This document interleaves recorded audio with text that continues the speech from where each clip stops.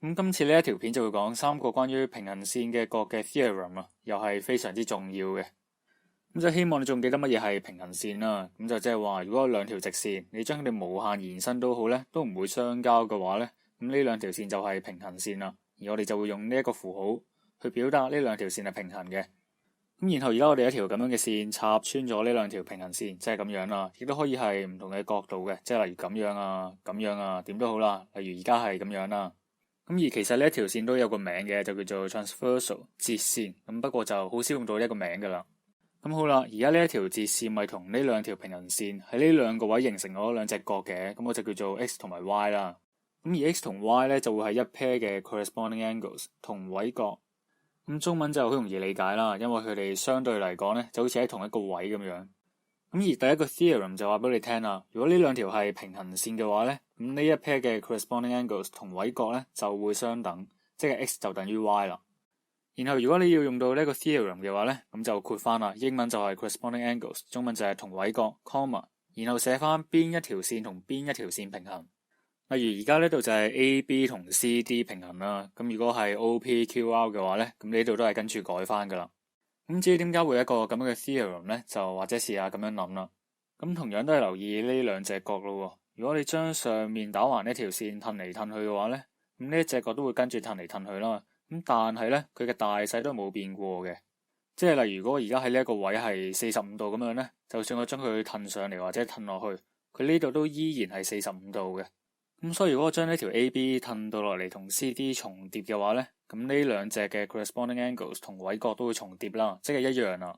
咁所以我哋根據呢一幅圖咧，你只要呢兩條線係平行咧，你就算點樣上下咁樣喐咧，你呢一 pair 嘅同位角都係相等嘅。咁第一個嘅 theorem 就咁多啦。咁我就用翻同一幅圖，然後喺度再加多幾個英文字母去解釋下一個 theorem 啦。咁頭先我哋就睇咗一 pair 嘅 corresponding angles 同位角啦，今次睇另一 pair 啦。咁佢哋就係叫做 alternate angles 錯角，因為佢哋喺對面就好似交錯咁樣。咁就唔一定係黃色呢兩隻嘅，粉紅色呢兩隻咧都係錯角嚟嘅。咁總之喺呢條截線嘅兩邊，然後打斜交錯咁樣咧，就係一 pair 嘅錯角啦。咁我諗你都估到下一個 theorem 係啲乜嘢啦？就係如果呢兩條線係平行嘅話咧，咁一 pair 嘅錯角，例如 x 同 y 咧，就會係相等啦。咁而今次要括住嘅 reason 咧，就係英文就 alternate angles 啦，中文就錯角，然後睇翻邊兩條線係平行啦。咁跟住又嚟證明啦。咁不過今次就唔係用圖，用翻啲 deductive 啲嘅方法。咁首先呢個 angle FMD 咧呢一隻，同埋呢個 angle FMB 咧呢一隻就會相等嘅。頭先講過嘅同位角。咁所以呢個 angle FMD 咧亦都即係等於 y 啦。咁然後呢一隻 angle CME 咧又會等於呢一隻 angle FMD 喎。個原因就係之前學過嘅對頂角。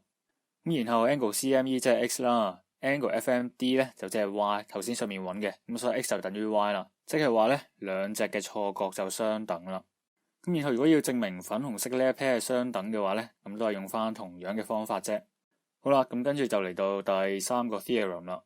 咁又係呢幅圖啦，咁不過今次咧就係睇呢兩隻角。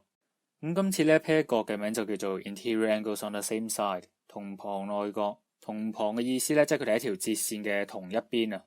而叫佢做內角 interior angles 咧，就因為佢好似喺條平行線嘅入面啊，俾呢兩條平行線包住。咁今次好明顯就唔係話呢兩隻角會相等啦，因為你見到一隻係大過90度，呢一隻係細過90度嘅。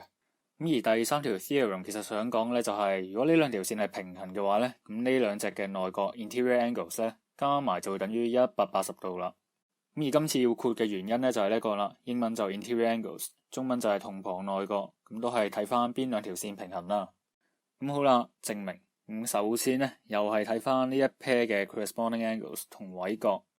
咁因為呢兩條係平行線啦，咁所以呢一 pair 嘅 corresponding angles 咧就會相等啦，亦都即係等於 y。然後我哋睇呢一條直線呢兩隻角啦，因為呢兩隻角加埋就係呢條直線嘅角啦，咁所以咧佢哋加埋就等於180度啦。呢個 adjacent angles on straight line， 直線上的鄰角。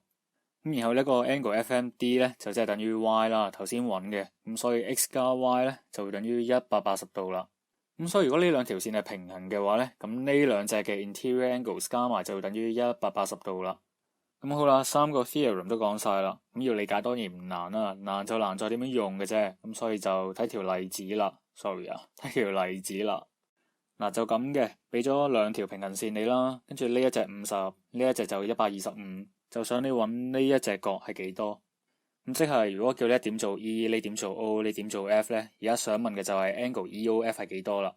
咁驟眼望就好似好難做啦，因為我哋冇學過，如果啲咁樣嘅嘢出現，應該點樣揾中間呢啲角噶嘛？咁而呢一條嘅關鍵咧，就係睇你識唔識得加呢一條線啦，MN 令到 AB、MN、CD 三條線係平衡嘅。咁而家只要揾到呢一個 angle EON， 再加埋呢一個嘅 angle FON 咧，加埋就係等於我哋想揾嘅 angle EOF 啦。咁我哋就先揾呢一隻 angle EON 啦。咁呢一個 angle EON 咧，就係同呢個 angle AEO 咧係一 pair 嘅 alternate angles 錯角啦，咁所以就會相等嘅。